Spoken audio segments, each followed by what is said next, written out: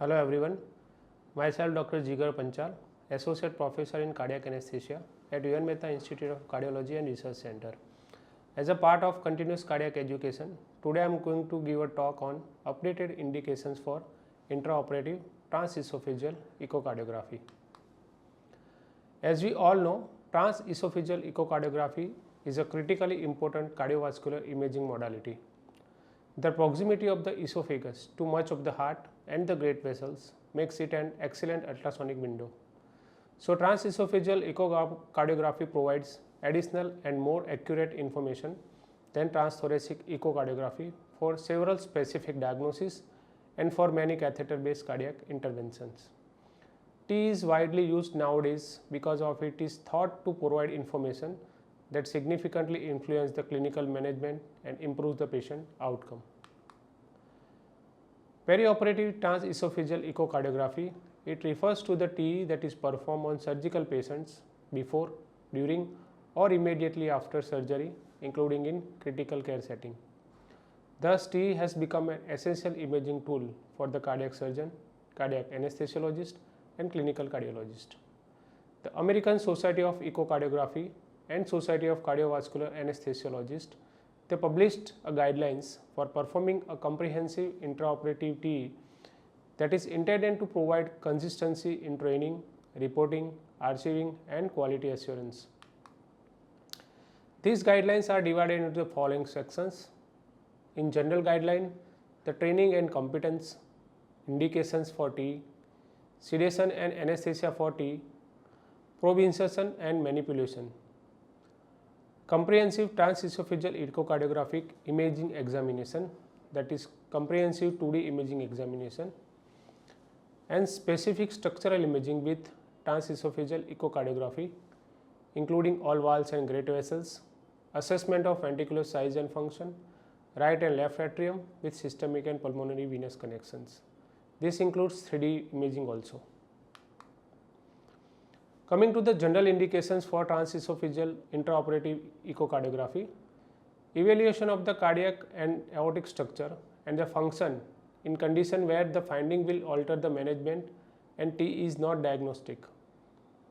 The detailed evaluation of the abnormalities in the structure that are in the far field such as aorta and left atrial appendage, evaluation of prosthetic heart valves, evaluation of paravalvular abscesses, patients on ventilators, patient with chest injuries and patient with body habitus, that is preventing transthoracic imaging. Intraoperative transesophageal echocardiography, in all open heart and thoracic aortic surgical procedures. It is used in some coronary artery bypass graft surgeries, non-cardiac surgeries when patients have known or suspected cardiovascular pathology which may impact the outcomes, minimally invasive cardiac surgeries, the diagnosis of suspected pulmonary embolisms, evaluation of pericardial effusion and evaluation of congenital cardiac disease in the intraoperative period. The guidance of transcatheter procedures, guiding the management of the catheter-based intracardiac procedures including septal defect closure or atrial appendage obliteration and transcatheter valve procedures. In critically ill patients, patients in whom the diagnostic information is not obtained from the transthoracic echocardiography and this information is expected to alter the management of the patient. Coming to the indication for some specific procedures, we are not going to the details but see where we can help, the Tee-Cce can help for the management of the patient. In mitral valve repair, transesophageal echocardiography is assigned as a class 1 indication for valve repair surgery. Tee-Cce examination prior to the cardiopulmonary bypass allows for the evaluation of the mechanism of valvular dysfunction and hence it facilitates the surgical planning. Post cardiopulmonary bypass assessment of mitral valve includes the characterization of any residual mitral regurgitation, iatrogenic mitral stenosis, systolic anterior motion of the leaflets, left ventricular function and any iatrogenic aortic regurgitation. In valve replacement, either mitral valve or aortic valve replacement, Tee is best suited for detailed description of anatomical features including the mechanism of the disease, the location and the extent of the valvular lesions, which are prerequisite for surgical decision making. Sometimes there is functional tricuspid regurgitation is frequently present in patients with mitral valve disease. A comprehensive evaluation of the tricuspid valve, including the tricuspid annulus, it should be performed at the time of surgery. The left atrial and its appendage should be interrogated for the presence of thrombus. In mitral stenosis, the presence of left atrial or left atrial appendage thrombus may alter the surgical plan, resulting in ligation or surgical closure of the appendage. The prosthetic valve should be inspected for adequate functioning of the mechanical disc or bioprosthetic leaflets and the presence of intra or paravalvular pathological regurgitation. Tee also help in coronary artery disease and patients undergoing coronary artery bypass grafting. We should do pre-operative and post-operative assessment. In pre-procedure assessment, the evaluation of the systolic function of the both ventricles, grading of the severity of the diastolic dysfunction, the estimation of valvular dependency and filling pressures, the assessment of any valvular dysfunction, especially for mitral regurgitation or aortic stenosis in old age patient, examination of the aorta for atheromatous disease. The specific attention should be given to the diagnosis of possible mechanical complications of myocardial infarction such as rupture papillary muscle or infarct related ventricular septal defect. In CABG post-procedure assessment, it should include the assessment of the regional and global myocardial function, specifically in the segments which are perfused by the bypass coronary vessels, detection of significant complications that are related to the cannulation like aortic dissection in the ascending aorta, entrapment of air or myocardial protection, the assessment of valvular function. Intraoperative Tee resulted in modification included graft revision, no touch technique due to ascending aorta atherosclerosis, or it also helps in putting intra-aortic balloon pump insertion. It also helps in aortic dissection. Tee is fundamental in confirming the diagnosis of aortic dissection and assessing the complications associated with it, and it should be performed in all the patients undergoing repair of type A dissection. Intraoperative Tee should be used to identify the presence of dissection flap, define the extent of the aortic dissection, identify the true and false lumens, and localize the entry tear. The complications associated with aortic dissection that should be ruled out, including the involvement of coronary arteries and or major side branches, any pericardial effusion and cardiac tamponade, pleural effusion, and aortic regurgitation. How does it help in hypertrophic cardiomyopathy? The patient presenting for septal myomectomy have been comprehensively imaged preoperatively by transthoracic echocardiography and cardiac magnetic resonance imaging. Preoperatively important goals of intraoperative transesophageal echocardiography examinations are to describe the interventricular septum, analyze the mitral valve and subvalvular apparatus anatomy, and describe the characteristics of the mitral regurgitation. Post-procedure, the intraoperative Tee should be assess the adequacy of the surgical procedure and detect possible complications. An iatrogenic ventricular septal defect should be excluded following myomectomy by carefully examining the interventricular septum. Tee also help in intra-aortic balloon pump placement. The IBP is a catheter-based balloon which is placed in the descending thoracic aorta distal to the left subclavian artery. It is important that the distal tip of the catheter does not occlude the arch branch arteries with resultant upper extremity or cerebral ischemia.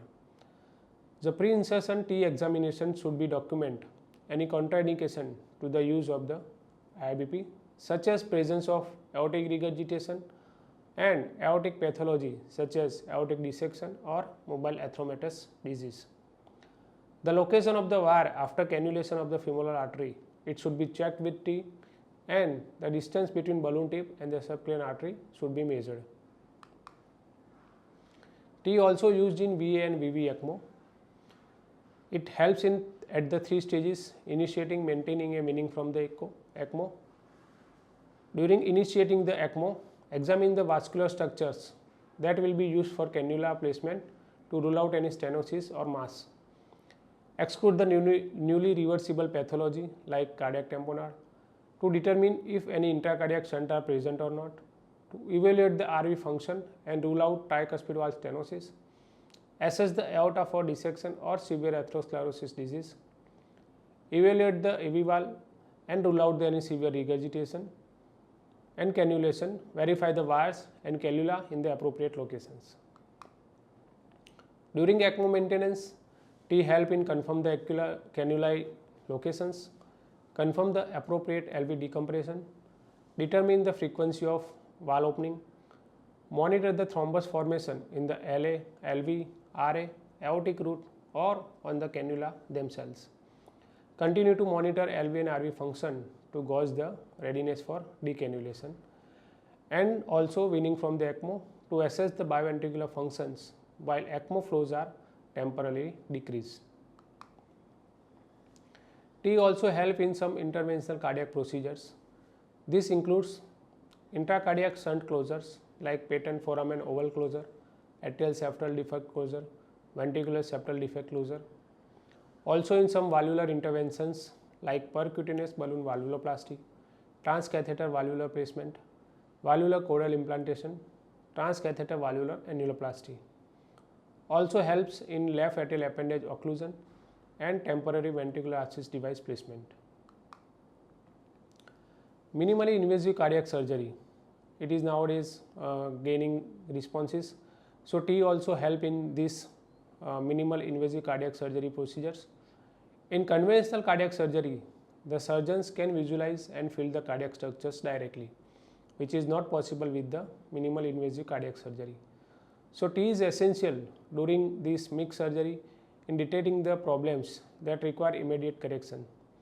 The comprehensive evaluation of the cardiac structure and the function helps in the confirmation of not only the definitive diagnosis but also success of surgical treatment.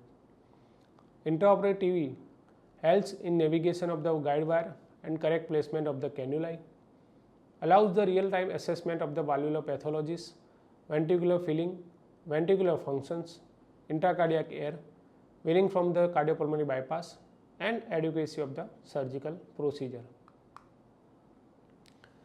Apart from the operative theatre, T also help in critical care area also. Is a useful test that can be performed relatively quickly at the bedside in the critically ill patients. Certain scenarios where the transesophageal echocardiography can be used includes unexplained hypotension, unexplained hypoxemia, suspected complications after MI, acute mitral regurgitation, ventricular septal defect, free wall rupture with cardiac tamponade, uncertain volume status and unexplained hemodynamic instability.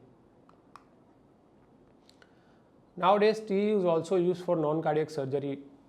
The perioperative transesophageal echocardiography is used to monitor the hemodynamics parameters in the non-cardiac procedures where there is a high risk of hemodynamic instability.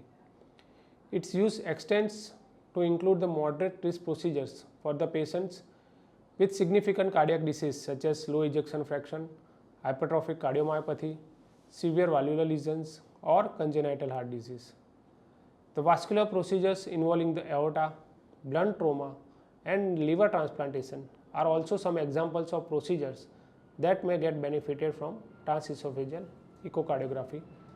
T examination allows the assessment of volume status and the ventricular function, the diagnosis of gross valvular pathology, pericardial tamponade, close monitoring of cardiac output and response to the therapy.